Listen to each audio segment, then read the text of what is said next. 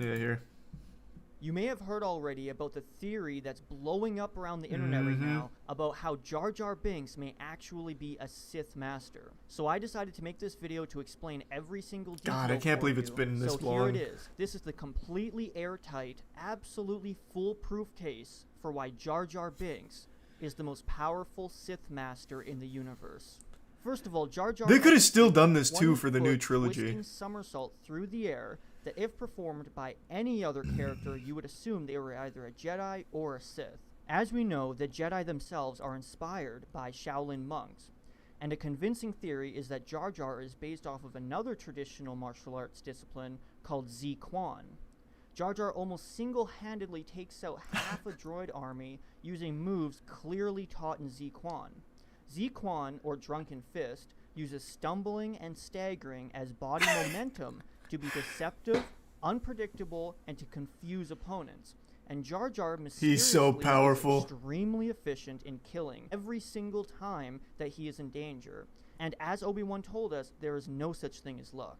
In my experience, there's no such thing as luck. In another scene, Jar Jar seems to fall from a bridge, although we have seen this done on purpose before by Jedi. And Jar Jar also falls in a completely different place than where he was dangling from. We can prove this because droids can be seen shooting at his original location, and their heads even follow him jump to the other side.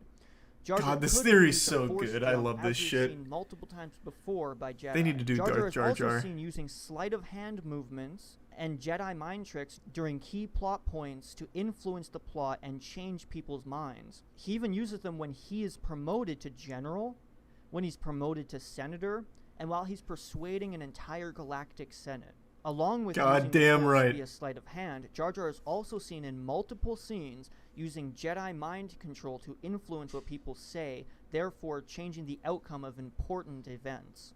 The Queen wishes it. She's curious about the planet. I mean, right here he's not really doing anything. He's just kind of looking all goofily. But the other ones I like the idea because he is doing like hand motions and shit. This one's more just Jar Jar looking at a conversation. He's just staring. Thanks to the Prime fall away and the resub Kylo.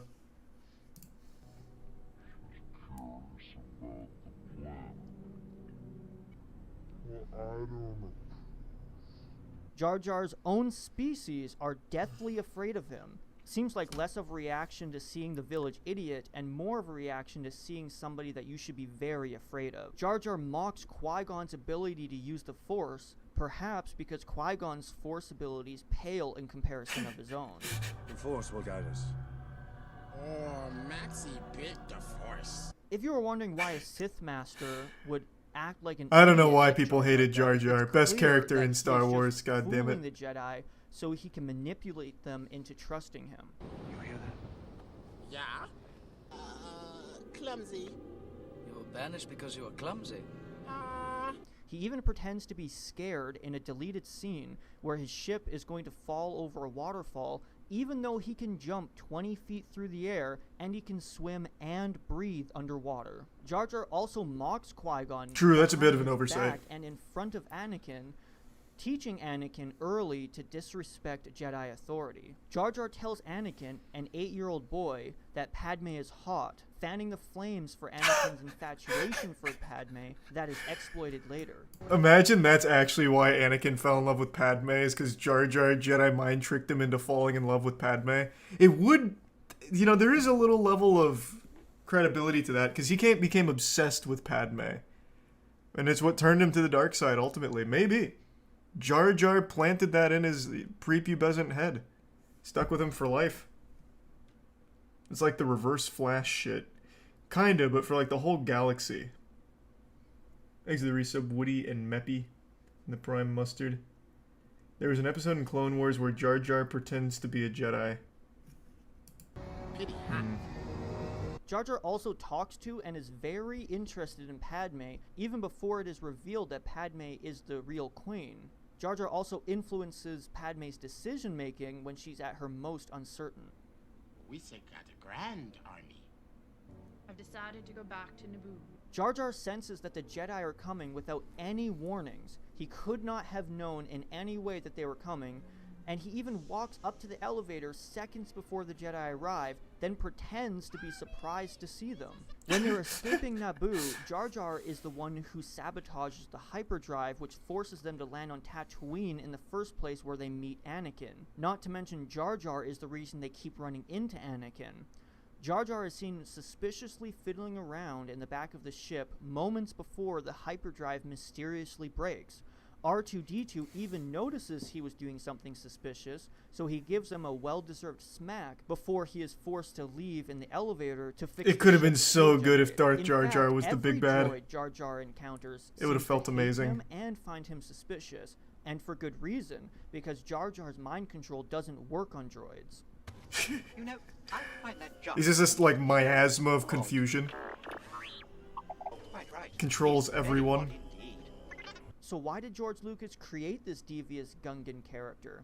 Well, here's George Lucas talking about Yoda in a documentary. Yoda really comes from a tradition in mythological storytelling, where the hero finds a creature on the side of the road that seems very insignificant and not very important, but who turns out to be the master wizard. And as we know, Lucas's big deal with the prequels was that they were supposed to rhyme and mirror the original trilogy in terms of narrative themes. So No, I'm not there watching should that. be a seemingly innocent creature found at the side of the road that later reveals himself to be the master wizard in the prequels. I don't think that's a bad point. I think that's a very legitimate point to make. Jar Jar's seemingly has no place in Star Wars. Like, why is he there? Just an insignificant, like, comic relief loser. But George Lucas could have had the idea to make him extremely powerful, like Yoda. I think that's a really good idea.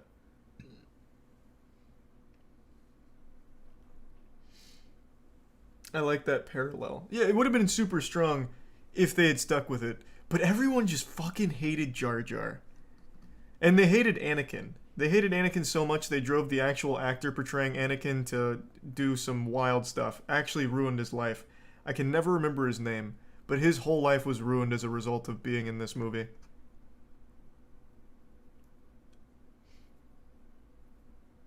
Jake Lloyd. Yep, Jake Lloyd. Thanks to the resub. Erotic Cal and the 5 gift subs. Bump. Thank you, Bump. Appreciate it, man. Wait, really? Yep. Jake Lloyd hates Star Wars. He says it ruined his life. He was bullied in school for it. He lists a lot of really sad things that happened as a result of being Anakin in Phantom Menace. I remember back in 2012, 2013 or something, he ended up in like a giant police chase. His whole life got fucked because of being Anakin in Phantom Menace. People treated him so terribly. He burned his Star Wars memorabilia from the movies. Yeah, I mean, I believe it. Thanks to resub Supreme and the Bit Samuel. Did you know that Yoda's walking stick basically just gets him high all the time? No, that's pretty awesome, though.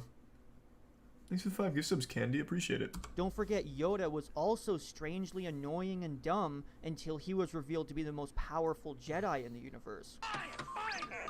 R2. So Jar Jar was supposed to reveal himself as the most powerful Sith in the universe, and Yoda was supposed to duel with his literal dark side nemesis and mythological equivalent at the end of Attack of the Clones. That would have been Not so the hype. meaningless, boring human Count Dooku who was randomly and hastily written in to cover plot holes when Lucas chickened out and decided not to reveal Jar Jar's powers because of the horrible backlash by the Star Wars community. I also agree with that point. I recently rewatched the prequels. By recently, I mean a few years ago. Dooku really does just kind of come out of nowhere. There was no lead up to Dooku. It was just in episode 2 in the beginning. It's like, and now Count Dooku is here. And he's ready to party. Thanks to Prime Ezio. And the 2 gift subs Drippy. Lucas even said Jar Jar is the key to all of this. Jar Jar is a key to all this. If we get Jar Jar working. Also, the actor who played... And that's misleading. I just want to say George Lucas isn't saying Jar Jar is the key to the actual narrative or anything. He's talking about like the concept art or like the CGI or something. I don't remember exactly, but it's in reference to like the art or the technical stuff. It's very misleading context, but I still love it in this video here because it makes it more believable. Played Jar Jar even tweeted, "I will say this, it feels good when the hidden meaning behind the work is seen, no matter how long it takes. Hashtag the Phantom Menace." Not only is Jar Jar a Sith, but it's very possible that he may not just be working with Palpatine, but possibly the Sith Master above Palpatine, and Palpatine is really the apprentice and pawn of Jar Jar. You may not know, but Jar Jar follows Palpatine everywhere, and I mean everywhere. Even after Qui-Gon's funeral, seconds after Yoda explains how there's always two Siths, a Sith Master and an apprentice, Jar Jar is seen standing Darth right Bane's beside rule of Palpatine two. before he's even supposed to know who Palpatine is. Not to mention that Jar Jar and Palpatine are from the same planet. Out of the millions of planets in the galaxy, Jar Jar and Palpatine both are from Naboo. Jar Jar even convinces Padme to promote him to senator. And Jar Jar is the one who convinces the entire Galactic Senate to abandon democracy and give Emperor Palpatine full control. So when I rewatched it, that's not exactly how it happens. Like, Jar Jar was clearly on the side of giving Palpatine control, but he wasn't the only one. He wasn't the only guy to lobby for it. This sets it up a little bit differently than it actually happens. But yeah, he was certainly like okay with it and encouraged it.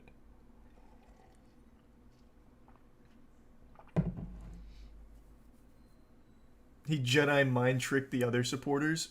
Yeah, I think he may have. That son of a bitch. Thanks to resub Mogum. Nabitsgato and Drippy. You've been drinking out of the same glass for years. Goddamn right I have. Jar Jar has black nails. It's a sign he's a Sith. Oh, interesting. Another good point for the theory. If it wasn't for Jar Jar, Palpatine would have never risen to power in the first place. The actor who voiced Jar Jar even explains a deleted scene where Palpatine and Jar Jar walk in secret and Palpatine thanks Jar Jar for putting him in power.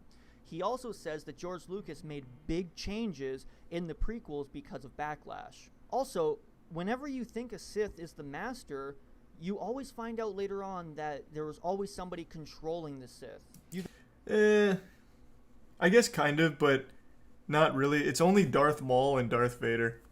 That's it. Those are the only ones you see in the like prequel trilogy and original trilogy.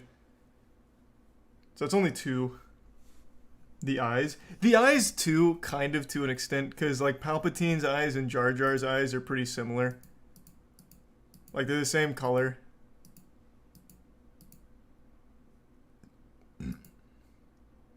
But not a super strong point.